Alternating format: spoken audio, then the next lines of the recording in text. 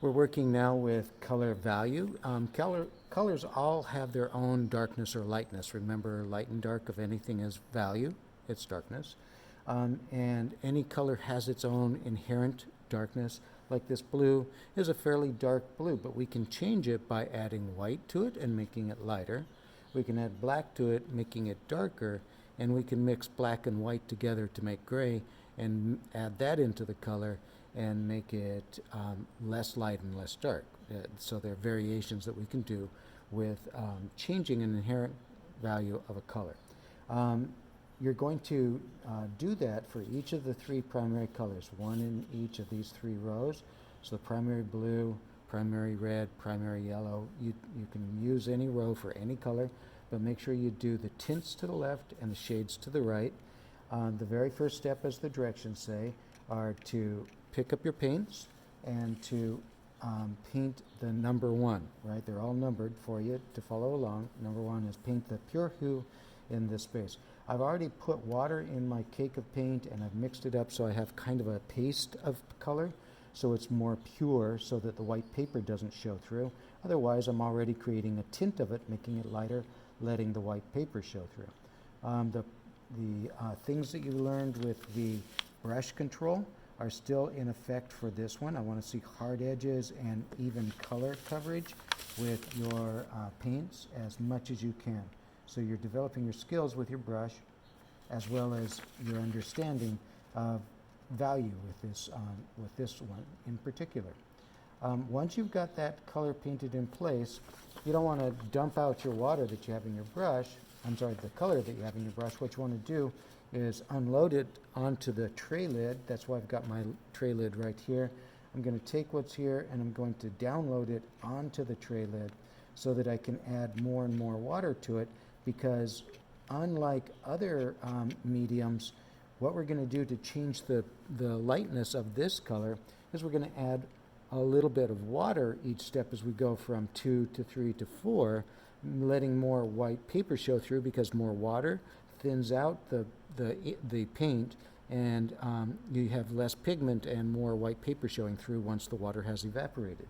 So we don't want to get so much water on our paper though that it starts warping it too much. So I'll show you how to control for that too. So I'm downloading a little bit more paint there, and I'm not going to clean my brush. I'm just going to get clean water now, and I'm going to add one brush load of clean water and mix it right into my paint. And then I'm going to try to make it a little bit lighter still, so I'm going to take one more brush load of water and mix it into my paint. And I mix it by rolling my brush and pulling from the outer edges of that section toward itself. And then I'm going to unload a little bit of the paint from my brush. This is a tip. This is going to help you to keep it from warping too much here with too much too much water on your brush. So now you go through the same process, pulling your brush, oops, I went too far, pulling your brush towards yourself, stopping before you get to the other direction, and create the edge, the outline of the shape first, and then fill it in. Same process we've already learned with the other two worksheets. I'm going to do this a little bit more quickly. I'm not following my own instruction. I've got many years of experience, so I can kind of fake it a little bit. Now I'm going to take two more loads and I'm going to put it right into this pot that I thinned it down with. 1, 2, right? So I made it a thinner version of that and painted it. Now I'm making a thinner version of this, and I'm going to unload my brush again, and I'm going to paint it here. And once again, I have less paint in my brush, and because I unloaded there, I have less water in my brush, so it's not going to get really, it's not going to warp the paper so much. And it's going, when it evaporates, it's not going to look that much different than it looks right now.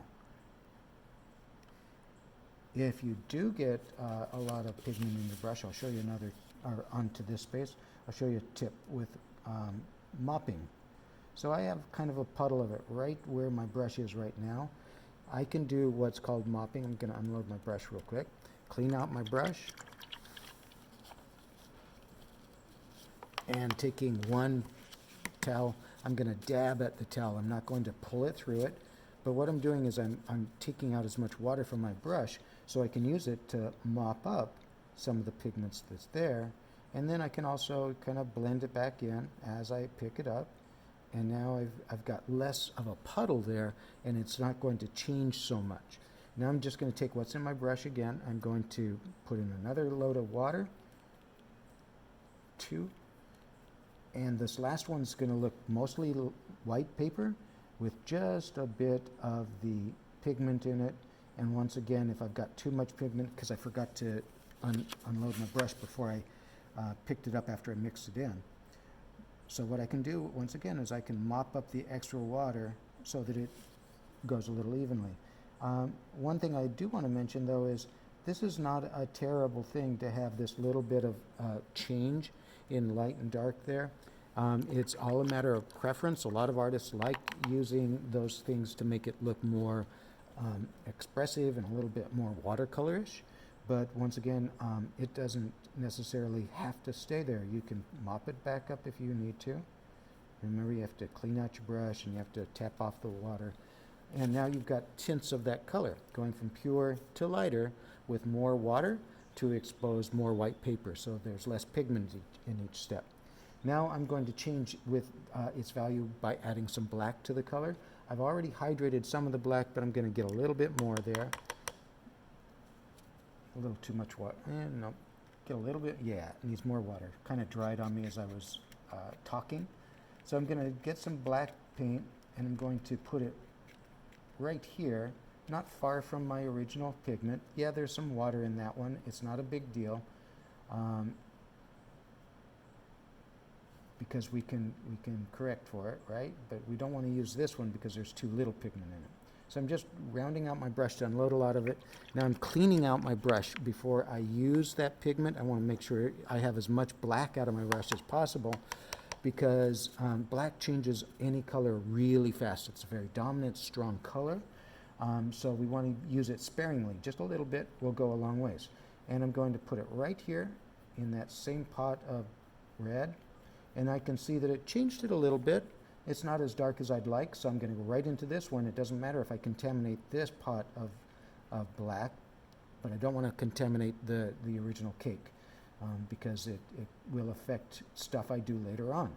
So once I've got the shade that I want, remember adding black to a color is called a shade, then I'm going to paint it in place the same way that we've been doing, right? Controlling your brush, hard edges along the outlines, letting the black outlines show, not going outside of the black outlines, but leaving no white paper between the color and the outline.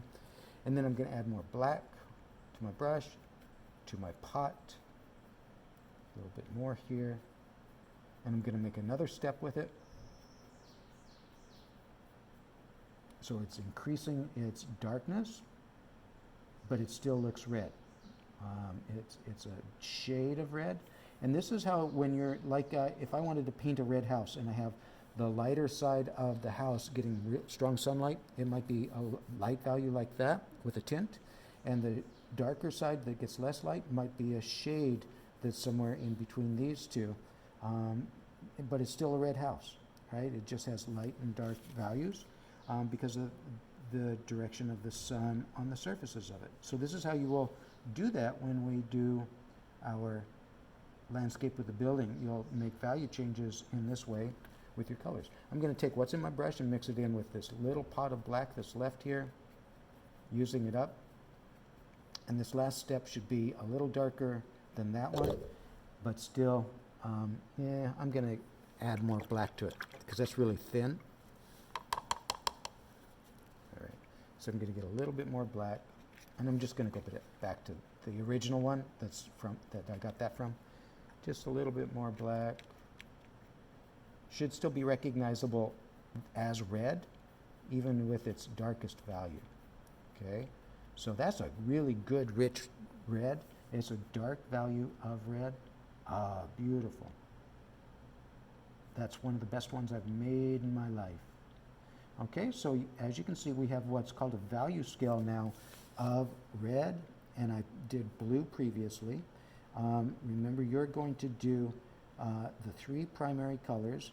Read the directions for this last one. It's either for making up for one that you didn't do so well and getting a better grade, or if you did really well, then you switch over to one of the secondary colors and do tints and shades of that secondary color for possible extra points. All right, so there's my final one. I clean out my brush and I clean off my palette lid completely, and then I go with my next color. Cheers.